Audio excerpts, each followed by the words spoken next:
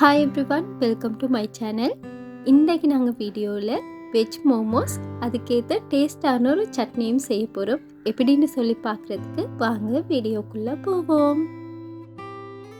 ஃபஸ்ட்டாக momos shell ready பண்ணுறதுக்கு ஒரு கப் அளவுக்கு கோதுமை மாவு எடுத்திருக்கிறேன். இதோடவே தேவையான அளவுக்கு உப்பு, 2 டீஸ்பூன் எண்ணெய், இது எல்லாத்தையுமே சேர்த்து நல்லாவே மிக்ஸ் பண்ணிக்கிற வேணும். அதுக்கு பிறகு கொஞ்சம் கொஞ்சமாக தண்ணி ஊற்றி இந்த மாவை பிணைய வேணும். மாவு நல்லா சாஃப்டாக பிணைஞ்சிட வேணாம், கொஞ்சம் கூட இறுக்கமாக தான் இருக்க வேணும். அதனால் கொஞ்சம் கொஞ்சமாக தண்ணி ஊற்றி ஓரளவுக்கு இறுக்கமான டோவாக பிணைஞ்சு எடுத்துக்கோங்க. இந்த மாதிரி அளவில் மாவை நல்லா பிணைஞ்சதுக்கு பிறகு இதை அப்படியே ஒரு கிளிங் ரப் பண்ணி வச்சுருங்க. அப்படி இல்லாட்டி ஒரு கிச்சன் டவலால் சரி மூடி வச்சுருங்க. அப்படி இல்லாட்டி மாவு காயும். இப்படியே ஒரு 30 நிமிஷம் வரைக்கும் இருக்கட்டும். அடுத்து நாங்கள் மோமோஸ் குள்ளுக்கு வைக்கிற ஃபில்லிங் ரெடி பண்ணிக்கிறோம். இது செய்கிறது மிச்சமே ஈஸி, வெறும் மிக்சிங் தான். நான் ஒரு சின்ன துண்டு கோவாவை நல்லா சின்னதாக சாப் பண்ணி எடுத்திருக்கிறேன். இதோடவே ஒரு கேரட், ஒரு சின்ன துண்டு பெல் பேப்பர், ஒரு பச்சை கொச்சிக்காடை விதையெல்லாம் ரிமூவ் பண்ணிவிட்டு அதையும், இதோடவே கொஞ்சமாக உப்பு மிளகு, இது எல்லாத்தையுமே சேர்த்துக்கோங்க. எடுக்கிற எல்லா மரக்கறியையுமே சின்னதாக சாப் பண்ணியிருக்க வேணும். அப்போ தான் எங்களுக்கு மோமோஸ்குள்ளே வைக்கிறதுக்கு ஈஸியாக இருக்கும். இப்போ எங்கன்னா டேஸ்டான வெஜ் ஃபில்லிங்கும் ரெடியாக இருக்குது. அடுத்து நாங்கள் மோமோஸ் ஷெல் ரெடி பண்ணி கொருவோம். அதுக்கு இந்த வீடியோவில் காட்டுற மாதிரி கொஞ்சமாக மட்டும் மாவு எடுத்துகிட்டு மிச்சத்தெல்லாம் அந்த கிளிங் ரப்பாலே கவர் பண்ணி வச்சுருங்க. அப்படி இல்லாட்டி மாவு காயும். இப்போ இதை நல்லா தின்னாக விரிச்சுக்கொற வேணும்.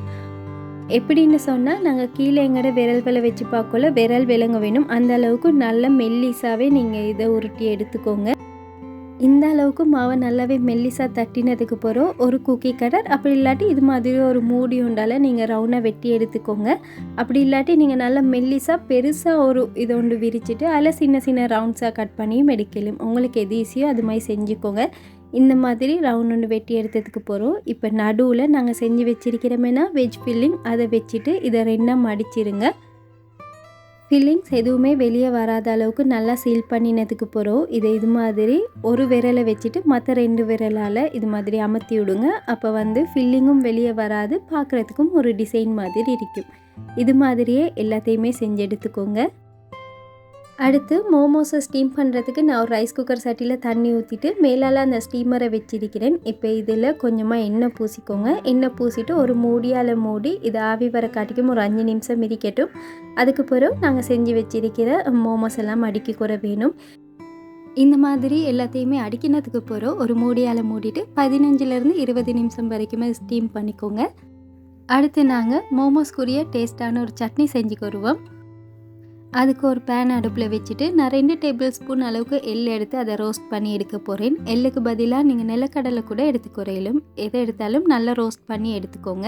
இந்த மாதிரி அளவில் ரோஸ்ட் பண்ணினதுக்கு பிறகு இதை எடுத்து வச்சுருங்க. மறுவாலும் இதே பேனில் ஒரு டேபிள் ஸ்பூன் அளவுக்கு எண்ணெய் ஊற்றிட்டு அதில் ஒரு துண்டு இஞ்சி, 2-3 பல்லு வெள்ளைப்பூடை வெட்டி சேர்த்து வதக்கிட்டு இதிலவே ஒரு பச்சை கோச்சிக்காய், ஒரு பெரிய வெங்காயத்தை ரஃபாக வெட்டி சேர்த்து அதையுமே நல்லாவே வதக்கிக்கோங்க. வெங்காயம் நல்லா வதங்கினதுக்கு போகிறோம் இல்லை பெரிய சைஸ் 2 தக்காளியையும் சேர்த்து வதக்கிக்கோங்க நல்லாவே. மசாலாவுக்கு கொஞ்சமாக மஞ்சள் தூள், 1/4 டீஸ்பூன் சீரகத்தூள், மல்லித்தூள், 1/2 டீஸ்பூன் அளவுக்கு தனி மிளகாய் தூள், இதோடவே தேவையான அளவுக்கு உப்பு, கொஞ்சமாக மிளகு தூளும் சேர்த்துருக்கிறேன். உங்களுக்கு மசாலா எந்த அளவில் தேவையோ அந்த மாதிரி உங்களோட டேஸ்ட்டுக்கு ஏற்ற மாதிரி சேர்த்துக்கோங்க. இப்போ இது எல்லாத்தையுமே சேர்த்து நல்லாவே வதக்கினதுக்கு பிறகு நாங்கள் ஏற்கனவே ரோஸ்ட் பண்ணி வச்சிருக்கிறோம்னா எள்ளு, அதையுமே சேர்த்து வதக்கினதுக்கு பிறகு அப்படியே வச்சுருங்க, ஆறட்டும். ஆறினதுக்கு பிறகு தான் நாங்கள் சட்னி அரைக்க வேணும். அப்போ தான் டேஸ்ட் நல்லா இருக்கும். இது இப்போ இப்படியே இருக்கட்டும். அப்படியே எங்கேயால பார்த்தீங்கன்னா எங்களோட மோமோஸ் எல்லாம் ஸ்டீமாகவே இருக்குது. அடுத்து நாங்கள் வதக்கி ஆற வச்சுருந்தோம்னா மசாலா, அதை சின்ன மிக்ஸி ஜாரில் போட்டு நல்லாவே அரைச்சி எடுத்துக்கோங்க. மோமோஸ்க்குரிய சட்னி கொஞ்சம் கூட ஸ்பைஸியாக இருக்கும். ஆனால் இது அது மாதிரி இல்லாமல் கொஞ்சம் கூட டிஃப்ரெண்ட்டாக நல்ல டேஸ்ட்டாக இருக்கும். இப்போ எங்களோட சட்னியும் ரெடி, மோமோஸும் ரெடி.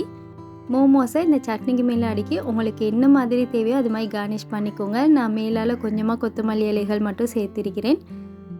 நீங்களும் செஞ்சு பாருங்கள். இந்த வீடியோஸ் உங்களுக்கு பிடிச்சிருந்தா மியாஸ் கிச்சனை சப்ஸ்கிரைப் பண்ணி சப்போர்ட் பண்ணுங்கள். தேங்க்ஸ் ஃபார் வாட்சிங்.